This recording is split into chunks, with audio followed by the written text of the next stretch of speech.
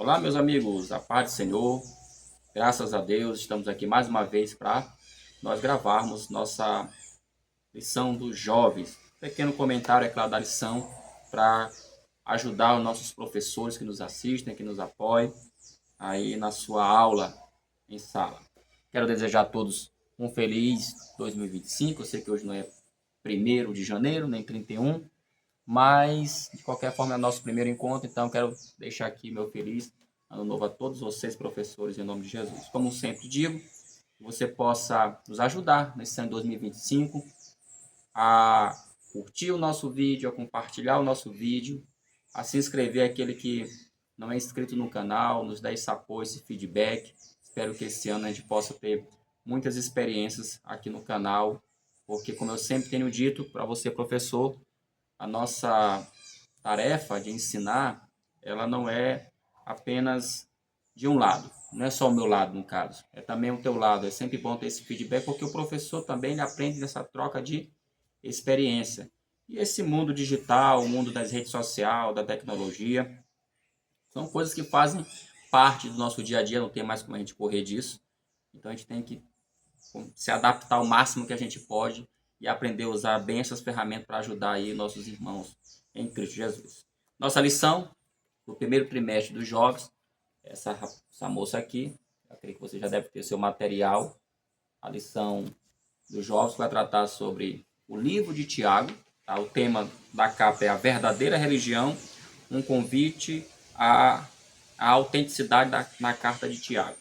A verdadeira religião, um convite à autenticidade, a verdadeira autenticidade, tá? Na carta de Tiago, ok? Nós hoje vamos aqui, como de costume, essas lições, elas sempre têm uma introdução. Então, é importante você ter uma Bíblia de estudo, você ter um comentário bíblico, tá? Você ter algum material de introdução ao Novo Testamento que possa te ajudar, tá? Que possa acrescentar, digamos assim, alguma informação no teu estudo. Nosso tema, o tema da primeira lição de hoje é um convite à autenticidade. Tem tudo a ver com a questão da nosso tema da capa da lição. Tá? Nosso texto bíblico se encontra em Tiago, capítulo 1, do versículo 1 ao 4. Sempre, como de costume, a gente vai fazer às vezes comentários dos textos bíblicos, outras vezes não. Hoje eu não vou fazer tantos comentários assim direto aqui no texto, vou deixar que a própria lição ela nos traga algumas explicações e também vou trazer aqui algumas informações de alguns livros que a gente andou aqui dando uma lida, uma pesquisada, para falar sobre essa lição de hoje, ok? Vamos lá então, a nossa lição.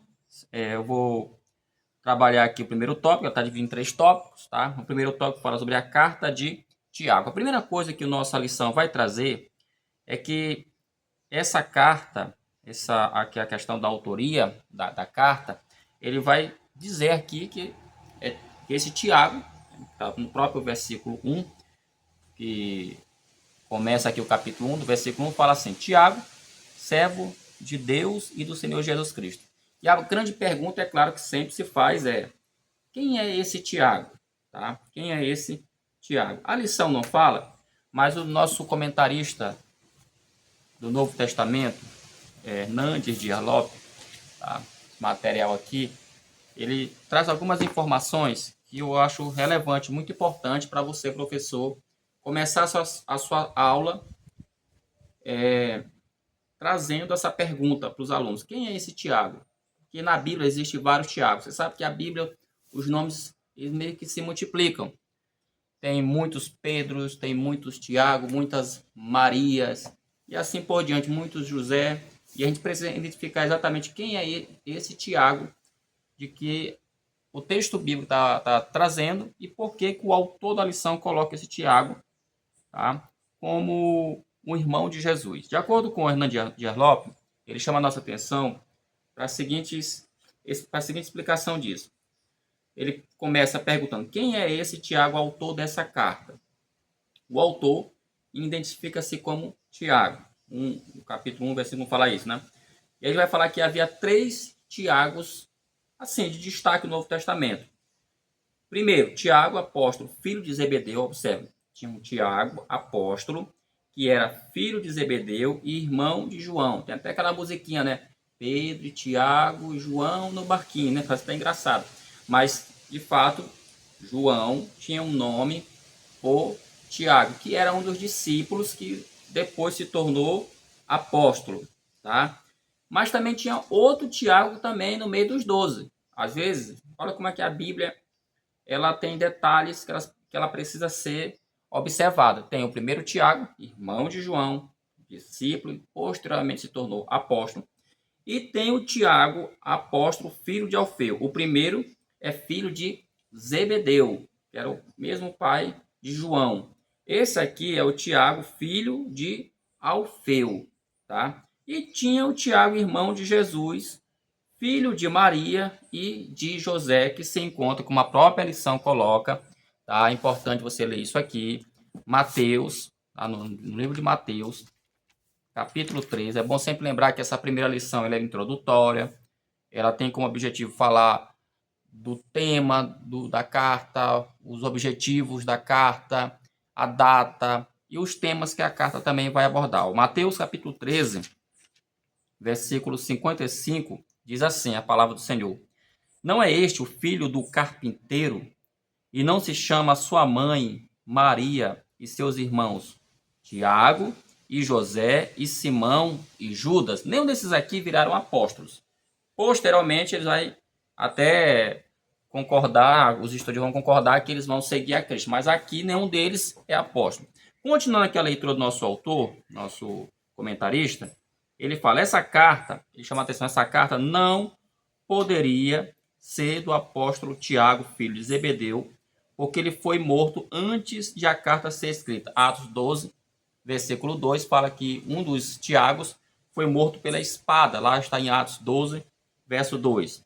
Tiago, filho de Alfeu, não exerceu nenhuma influência notória na igreja cristã. Essa carta, portanto, foi escrita por Tiago, irmão de Jesus. E detalhe, ele vai chamar a atenção. No começo, ele não cria em Jesus. João, capítulo 7, versículo 2 ao 5, narra a história de como é que os irmãos de Jesus o encaravam. Vamos ler aqui? João capítulo 7. João capítulo 7. Como é que a própria família de Jesus, no caso os irmãos, enxergavam o ministério dele? Versículo 2. A partir do versículo 2 até o versículo 5 diz: E estava próxima a festa dos judeus, chamada de festa dos tabernáculos. Disseram-lhe, pois, seus irmãos, sai daqui e vai para a Judéia, para que também os teus discípulos vejam as obras que fazes. Porque não há ninguém que procure ser conhecido, que faça coisa alguma em oculto. Se fazes essas coisas, manifesta-te ao mundo, porque nem mesmo seus irmãos criam nele. Então, o próprio apóstolo, um dos apóstolos próximos de Jesus, deixa essa deixa aqui, sendo aqui até redundante, porque nem mesmo seus irmãos criam nele. Observa que o próprio Jesus passou por isso, né? De ver que dentro da própria família de Jesus, as pessoas não acreditavam no seu ministério, não acreditavam no que ele estava fazendo, não criam nele. Tá? Mas depois, tá? Como ele fala aqui, o Hernandes Dias Lopes, mais tarde, ele se tornou um proeminente líder na igreja primitiva. Isso aqui eu acho super interessante, porque a liderança desse Tiago aqui, ela está toda em torno de Jerusalém. E essa liderança forte, digamos assim, a presidência da igreja em Jerusalém, vou usar essa terminologia, não que naquela época existia as denominações como nós conhecemos, até porque não existia denominação, tá, gente? Quando a gente fala igreja, é bom que se diga, está se pensando aqui numa comunidade cristã, onde ela é constituída de pessoas salvas, lavadas pelo sangue. Não existia o que nós conhecemos hoje como igreja. É por isso que nos livros de teologia a gente faz essa divisão de igreja institucional e a igreja invisível, a igreja espiritual. Então, quando a Bíblia fala de igreja no Novo Testamento, ela não está nunca pensando em instituição. Claro que com o passar do tempo a igreja ela foi criando determinadas características, como por exemplo questões geográficas. Então tinha a igreja, exemplo, a igreja em Jerusalém, tinha a igreja em Constantinopla, tinha a igreja em Corinto, tinha a igreja em Roma. Então isso aí fala-se de quê? De localidade, questões geográficas. Isso é interessante. Por que eu estou falando isso? Porque tudo indica que em Jerusalém, como ali os apóstolos, eles viviam naquela localidade, pelo menos próximo, era natural que um dos grandes, né, um dos apóstolos, no caso, o próprio Pedro, o João e até o Tiago também, não esse Tiago, irmão de Jesus, eles pudessem tomar ali conta da igreja em Jerusalém. Mas o que a gente vê não é isso, a gente vê que o Tiago, irmão de Jesus, é que vai tomar conta da igreja. E por isso que o autor aqui, o comentarista Hernandes de Erlop, ele vai dizer aqui sobre os grandes feitos e como era a pessoa de Tiago naquela comunidade. Ele fala que Tiago foi uma das seletas pessoas para quem Cristo apareceu depois da ressurreição. 1 Coríntios capítulo 15, verso 7. Ele estava no cenáculo com os apóstolos. Paulo chamou de pilar da igreja. Veja como é que Paulo trata Tiago. Pilar da igreja. Inclusive, Paulo, após a sua conversão, ele vai se apresentar a Tiago. Paulo viu Tiago quando foi a Jerusalém, ó, Gálatas 1,19, tá? Tiago foi o líder importante do concílio, o primeiro concílio da igreja. Tem gente que fala assim, que os concílios são a invenção do homem, mas está na Bíblia o primeiro concílio, lá em Atos capítulo 15, versículo 13, aonde ele ali, presidindo aquela assembleia, eles decidiram o importante destino da igreja com relação a temas de soteriologia, temas de salvação. Porque tem muita gente que fala besteira na internet, tem muita gente que prega besteira, dizendo que a teologia é coisa do homem, é coisa do diabo, mas está aqui. Eles foram discutir temas relacionados à salvação, porque estava tendo uma confusão no meio da igreja ali, onde algumas pessoas estavam defendendo o quê? Que você era crente em Jesus, mas não podia deixar de seguir as regras judaicas, no caso, mosaicas. Só um exemplo. Então, aqui o autor vai trazer várias outras informações, achei muito interessante esse material, que a gente deve trazer em sala de aula para explicar a diferença dos 3 Tiago. Lembrando, só recapitulando, nós temos do Tiago, 2 Tiago por um apóstolo, um filho de Zebedeu, né? E outro filho de Orfeu, e esse Tiago aí que é o irmão do Senhor Jesus. É claro que há muita discussão, não vou mentir, tem, principalmente na teologia, nos ensinamentos da Igreja Católica, que não aceita esse Tiago como irmão do Senhor Jesus. Eles costumam dizer que aqui, na verdade, ele é até irmão, mas ele é um meio-irmão. Porque tem uma teoria, que esse assunto ele rende, né? Uma teoria de que esse Tiago, de fato, ele até poderia ser filho de José, mas não com Maria, porque de acordo com alguns estudiosos, tá? Já li alguma coisa por aí, não lembro agora exatamente o livro, mas se você pesquisar, você vai achar. De acordo com os estudiosos, José ele era viúvo. O José que casou com Maria, ele era viúvo. Então, desse casamento que ele teve alguns filhos, dentre eles Tiago. Por isso a Bíblia chama Tiago, né, esse Tiago escritor, coloca ele como irmão de Jesus, mas não no sentido sanguíneo, tá? É mais no sentido de meio-irmão, ele seria uma espécie de irmão de criação. Alguns vão defender essa ideia. Outro argumento contra a ideia de que ele possa ser irmão do Senhor Jesus, assim, de sangue mesmo, é que a palavra irmão aqui ela está colocada na nossa tradução de forma errada, mas é mais provável que ele fosse um primo. A ideia aqui realmente era um primo. Como o costume de convivência ali entre eles era algo muito importante, eles levavam isso muito a sério, então eles consideravam um primo como se fosse um irmão. Deixa eu dizer o que é que eu penso com relação a isso. A gente precisa, claro, estudar a história, o texto bíblico, que muitas das vezes esse texto ele nos deixa sem resposta, e é importante a gente pesquisar, né? Pesquisar literatura extra-bíblica com cuidado, sendo refinado. Mas assim, eu vou dar só um parecer aqui. É claro que o grande problema dessa interpretação é que ela está carregada de uma ideologia. A gente sabe disso. E isso é um perigo quando a gente quer defender uma ideologia, defender uma ideia. No caso aqui, claro, a ideia é proteger, resguardar Maria de qualquer argumento que venham tirar dela o seu lado imaculado, né? Porque os católicos têm Maria como uma santa, como eles mesmos falam, ela é a mãe de Deus, que vai levar um outro debate também mais lá na frente, mas não vou entrar em questão aqui agora. Então, quando eu fico dizendo que Maria teve outros filhos, além de Jesus, então a doutrina, o ensinamento da sua virgindade cai por terra. Então, observa que o que tem por trás, o interesse tem por trás da doutrina de dizer que esse Tiago não é de fato irmão de Jesus, no caso, filho de Maria e também filho de José, tem um objetivo, qual é? Defender essa doutrina da Maria. E eu volto a dizer, não é só no catolicismo, tá, gente? Até no protestantismo, até nas igrejas evangélicas. Por isso é que a Bíblia, ela precisa ser estudada, ela precisa ser analisada com sabedoria, com cuidado, sem querer colocar sobre ela, colocar em cima dela conceitos só para defender a teoria A, B ou C, tá bom? Tudo aqui só esse ponto aqui. Eu sei que não está na lição, mas eu acredito que pode ser que isso surja em sala de aula, ok? Dito isso, nós temos aqui o autor a falar. Então, quem é o autor da carta? Tiago, está aqui na lição, já falei bastante, tá? Segundo, o contexto histórico da carta. Ele fala, ainda no versículo 1, o versículo 1 é carregado de significado. Ele fala sobre as 12 tribos dispersas, estão espalhadas. O que é que os estudiosos vão dizer aqui? Que essas 12 tribos dispersas são judeus, que no dia de Pentecostes, o que aconteceu? No dia de Pentecostes, ali, vocês sabem, estava ali em Jerusalém pessoas de várias partes do mundo. Foram ali para a festa do Pentecostes, na cidade de Jerusalém. Chegando ali, eles ouviram a grande pregação, a grande mensagem do apóstolo Pedro, que vocês bem conhecem, com base em Joel. E ali, após aquela pregação, eles aceitaram a Jesus, se converteram a Cristo Jesus e voltaram para o seu lugar.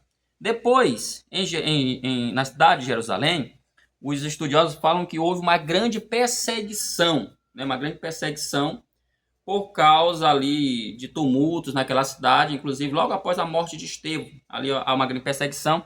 E esses judeus convertidos ali nessa cidade, né? Na cidade de Jerusalém, eles foram dispersos, se dispersaram pelo mundo. Por isso que o autor aqui, Tiago, ele usa a expressão as 12 tribos dispersas, ou seja, eram crentes que viviam em Jerusalém, mas por causa da grande perseguição que ocorreu na cidade, por causa do cristianismo, tá? Que se diga de passagem, por causa ali do movimento cristão que estava crescendo, se desenvolvendo muito, eles foram dispersos. Então, essa carta, ela tem como contexto histórico, e vamos colocar até aqui, o endereço dela, são para essas pessoas que estão dispersas, que são crentes, mas estão vivendo em outras localidades. Então, o objetivo aqui de Tiago é trazer uma mensagem para essas pessoas, para que elas possam se sentirem acolhidas, elas possam se sentirem firmadas na palavra, até porque a gente vai já falar aqui sobre a questão dos temas da carta, que eu acho bastante importante, ou seja, trazer para eles praticidade, maturidade. Acho que uma palavra que Tiago ressalta muito, que é importante a gente ver aqui, é a questão da maturidade cristã. A gente vai já chegar lá sobre essa questão do propósito da carta. O terceiro subitem fala da estrutura. Bem, Tiago, irmão, não é uma carta que é muito fácil pelos estudiosos. Quando eu falo estudiosos, são aqueles que realmente se dedicam ao Novo Testamento, tá? Tem pessoas, irmãos, que não vão ler a Bíblia como você lê, como eu leio. Tem pessoas que elas estudaram, elas são realmente tarimbadas, letradas, elas gastam energia, tá? Elas gastaram energia sobre um determinado assunto. E tem pessoas desse modo também voltadas para a carta a Tiago. O autor da teologia sistemática do Novo Testamento, até aqui na minha mão, Temer, não sei o que, Temer, né? Temer não, negócio de Temer. É Frank Thielman, creio que é assim que se pronuncia o nome desse rapaz. Ele é uma teologia do Novo Testamento. Ele me chamou a minha atenção também que a carta de Tiago, ela é uma carta que é difícil a gente trabalhar ela. Por quê? Porque, como ele fala aqui na teologia sistemática dele, na teologia do Novo Testamento, tá? Essa carta, ela começa como, a escrita dela começa como uma epístola, como se fosse uma carta. Mas depois, ela parece mais um emaranhado, um acúmulo, um ajuntamento, eu acho que a palavra correta seria essa, um ajuntamento de conselhos, tá? como se fosse o livro de Provérbios. Por isso que a lição, aqui na nossa lição, ela vai até falar aqui nessa parte, quando ele diz aqui, estilo e estrutura. Ele fala assim, ó, o estilo da carta, ele fala, o estilo dela qual é? É direto e prático. Quem já leu o livro de Provérbios, sabe que Provérbios ele é um manual de aconselhamento. Ali são vários aconselhamentos sobre vários assuntos que o autor vai dar. Só que o livro, você pode observar que o livro de Provérbios, ele não tem uma estrutura, na verdade ele não segue uma lógica, ele pode estar aqui trabalhando uma sequência de conselhos e de repente aquilo pode mudar. Por que a gente sabe disso? Porque quando você lê, eu sempre tenho falado isso aqui para vocês, quando a gente lê a Bíblia, a gente percebe que os livros eles podem ter um movimento diferente de um para o outro. É claro, as cartas, por exemplo, de Paulo, elas têm uma regra, porque o próprio não já fala, é carta. Tem até discussão diferente de carta para epístola. E segue uma lógica, tem uma introdução, tem um desenvolvimento, tem uma conclusão, tem um tema geral, tá? Que é diferente aqui de Tiago. Interessante que Tiago, mesmo sendo falado que é uma carta, por isso que vai ter essa controvérsia. Alguns dizem, será que ela de fato é uma carta? Ou é uma mistura? Alguns pensam que é uma mistura, um pouco de características de uma carta, mas também está presente nela as características da literatura sapiensal, ou seja, da literatura da sabedoria. Por isso que ele fala aqui que essa carta tem como estilo direto e prático, ela não tem arrodeios. Tiago é um livro direto e prático. Esse é o estilo da carta.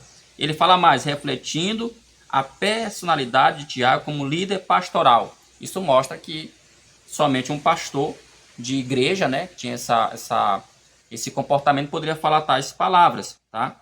Com a vida cotidiana dos crentes, tá?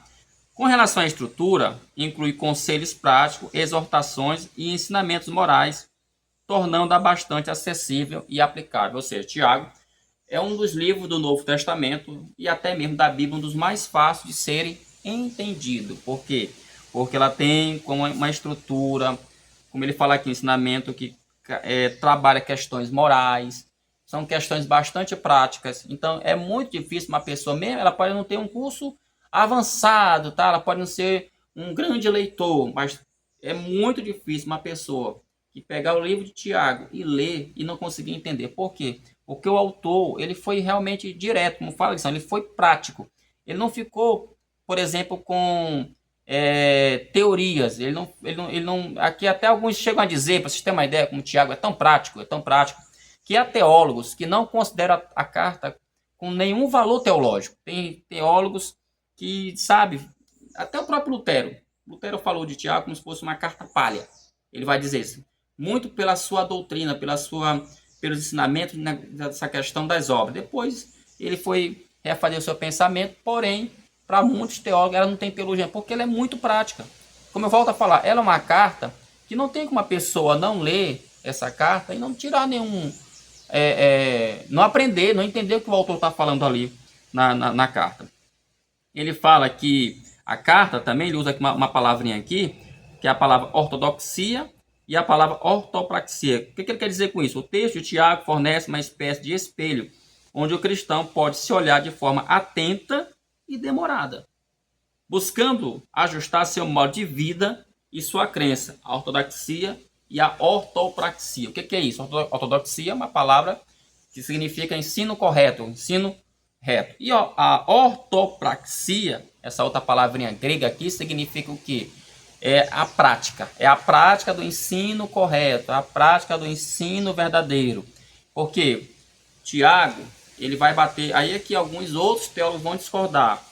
Não é que Tiago não tenha teologia, não é que ele não tenha ali formado alguma teologia, mas ele tem como objetivo mostrar o ensino correto, ou seja, qual era a ideia dele, como é que deve ser a fé cristã. De fato, o que é que significa uma pessoa que vive pela fé?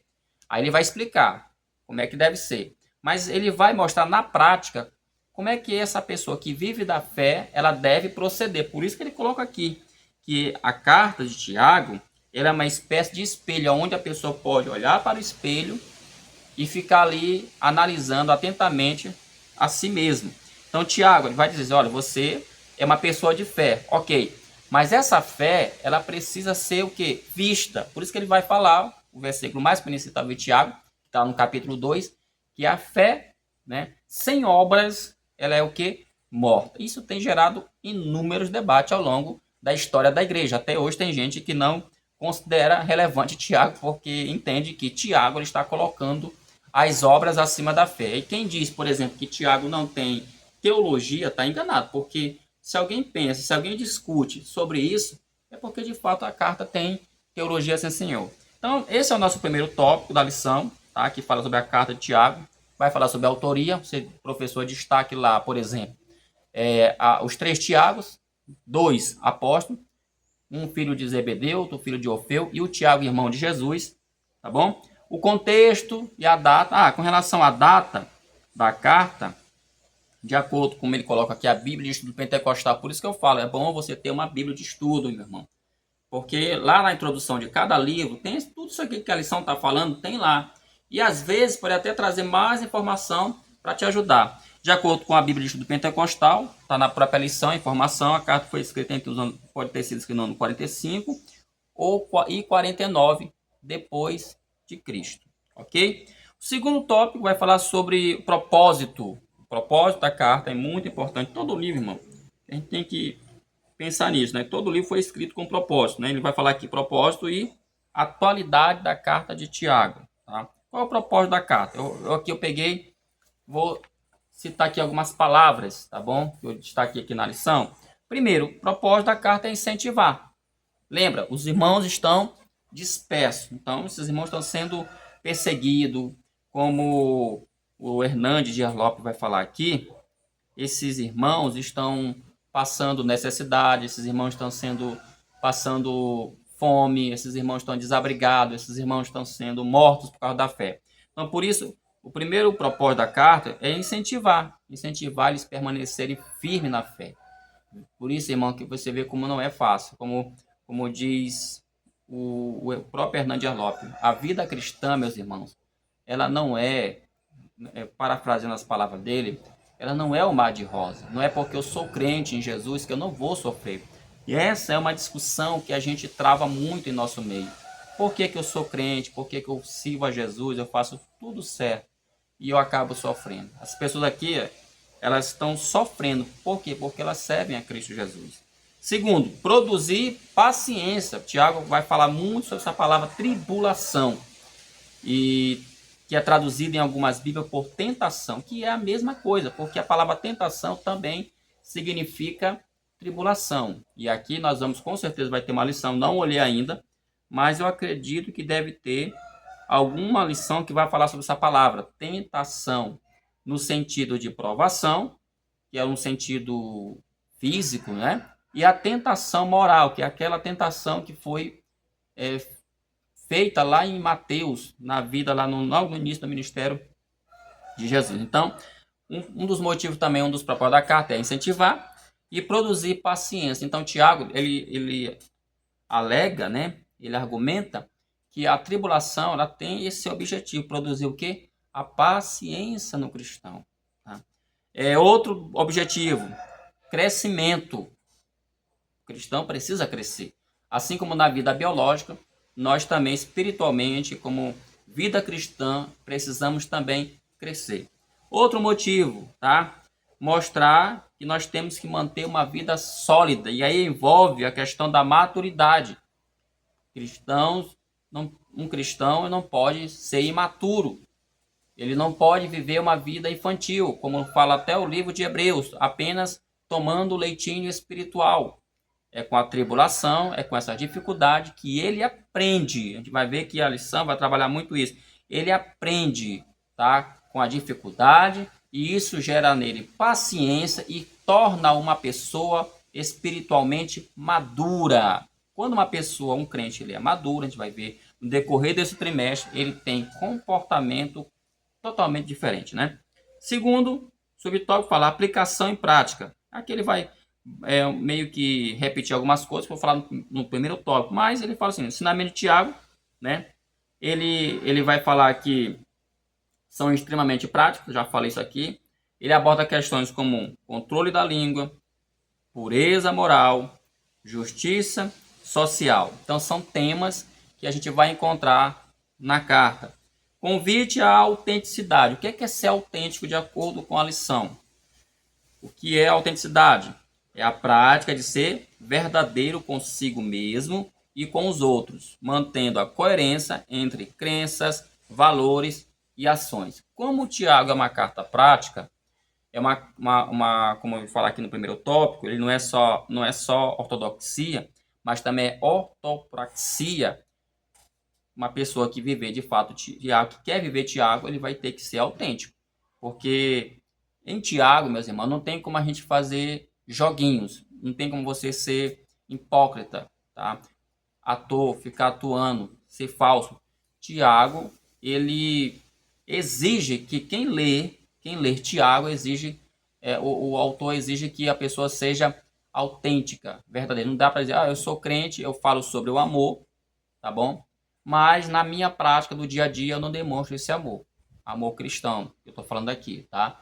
Aí eu falo sobre perdão, por exemplo, mas na minha prática do dia a dia eu não demonstro esse perdão, então não dá para ser assim, porque uma pessoa assim ela não é autêntica. Então Tiago, por isso que Tiago ele vai trabalhar muito, muito essa questão, muito mesmo, da questão da autenticidade, da praticidade, da prática. É tipo assim, é carne e sangue mesmo. É situações que para o mundo não faz sentido. Veja, nós estamos lidando com um livro espiritual, um livro sagrado, tá bom? E para fechar, meus irmãos, nós vamos falar do terceiro e último tópico, né, que fala sobre a importância da carta, tá? Antes de nós entrarmos nesse terceiro tópico, você sabia como foi que Tiago, o autor, morreu? Eu lendo, né, pesquisando aqui, tem esse livro aqui, não sei se você tem em casa, tem em outros formatos. Ele é muito conhecido, chamado História Eclesiástica, de Eusébio de Cesareia, onde ele vai escrever sobre os 4 primeiros séculos da igreja cristã. Então, século I, século II, século III, século IV, aí 400 anos, né, de história. Ele foi e escreveu, esse autor aqui, sobre os primeiros passos da igreja. É muito importante esse material aqui, porque tem muita gente que estuda, que escreve sobre o Novo Testamento, e geralmente cita Eusébio de Cesareia. Ao lado dele, outro gigante também, que é muito citado, é Flávio José. E aqui, como diz a tradição, dizem que Tiago, né, ele foi morto apedrejado, né? Dizem que os líderes religiosos judaicos, ali na cidade de Jerusalém, porque ele presidia, ele era conhecido pelo povo, de acordo com Eusébio, era um homem muito piedoso, muito justo. Geralmente ele estava no templo orando. É nesse livro que eles vão dizer que os joelhos de Tiago, eles eram tão calejados que pareciam como camelo de tanto orar. Ele orava muito. Tiago não é visto como um grande teólogo como foi o apóstolo Paulo, mas a sua liderança é notável, tá? É notável tanto no livro de Atos, como também na história que se fala sobre ele. E conta-se que ele foi levado até o templo e ali deram uma oportunidade para ele falar. Os próprios líderes religiosos deram uma oportunidade para ele falar de Jesus, mas ali eles tinham um plano. O plano era apenas matá-lo. Ele chegou num ponto alto do templo, falou de Cristo. Os judeus ficaram muito furiosos, é claro, as pessoas ali, os líderes, que não concordavam, e pediu para ele negar a Jesus. Ele não negou a Cristo, pelo contrário, ele continuou reafirmando e afirmando que Cristo era o Salvador. O resultado foi que empurraram ele de uma certa altura, ele caiu, e quando ele caiu, o livro conta que ele se ajoelhou para orar. Olha como é que são as coisas, né? E aí a ordem foi para apedrejar ele, jogaram pedra e mais pedra e mais pedra. E aí aí sim, depois que ele cai, jogaram pedra, depois passa um tempo, ele se vira, se ajoelha e começa a orar, intercedendo pela alma daquelas pessoas. Porque, lembre, isso aqui é a história, meus queridos, ela tem muito a ver com o que eu acabei de falar. Não é só palavras, era prática. Por isso que a leitura do livro de Tiago não serve para pessoas que são hipócritas, pessoas que são falsas, pessoas que não conseguem viver a fé cristã verdadeiramente. Veja, ele foi apedrejado, ele se ajoelhou para orar, de acordo com a história escrita de Eusébio de Cesareia, para interceder por ele. Da mesma forma como Jesus falou, Pai, perdoa eles. Ele também estava orando, perdoa eles, porque eles não sabem o que fazem. E aí continuaram jogando pedra nele, até que alguém chegou com uma malha bateu nele e ele morreu e foi considerado um mártir ali nos primeiros anos da igreja primitiva. Ok? Então foi assim que Tiago morreu. O terceiro e último tópico fala a importância da carta. Os destinatários, já falei, são as 12 tribos, não vou mais deter sobre isso aqui. Tá? Mas a lição vai trazer aqui um comentário bem importante, você pode ler. Tá? Aqui sobre as 12 tribos dispersas entre nações. O segundo tópico fala a relevância da carta para a igreja primitiva. A carta de Tiago servia como um guia moral e espiritual, lembrando que no início da igreja os apóstolos estavam vivos. Após a morte de todos os apóstolos, não tinha mais ali Pedro, não tinha mais o próprio Tiago, líder da igreja. Então esses livros serviram para a igreja primitiva. Tá bom? Por isso que ele fala, a carta de Tiago servia como um guia moral e espiritual, ajudando os cristãos a manterem sua fé em meio às provações. E o terceiro e último subitem fala a sua contemporaneidade. Os assuntos de Tiago, irmão, são altamente contemporâneos. Eles servem ainda nos nossos dias atuais. Tá bom? Então, meus irmãos, essa vai ser nossa primeira lição. Tá? Ela, basicamente, ela é uma introdução à carta. Você dá assiste aí o vídeo direitinho, tá bom? E a partir daí você pode até fazer algumas pesquisas, se tiver uma vídeo de estudo, isso pode te ajudar bastante. Se tiver esses materiais que eu apresentei aqui, dá uma lida, tá legal? Bacana, porque isso aí vai te ajudar bastante amanhã na tua aula. Tá bom, gente? Então, espero que eu tenha contribuído aí um pouco mais com a aula de vocês. Fiquem todos na paz do Senhor, curta o nosso vídeo, como eu falei. Gente, nos ajude compartilhando, nos ajude até seguindo o canal. A gente precisa aumentar os nossos números aí no YouTube, que são realmente números grandes, mas eu sei que isso pode acontecer com a graça de Deus e com a tua ajuda também. Então, fiquem todos na paz do Senhor Jesus e até a próxima, se assim Deus quiser. Em nome de Jesus. Amém.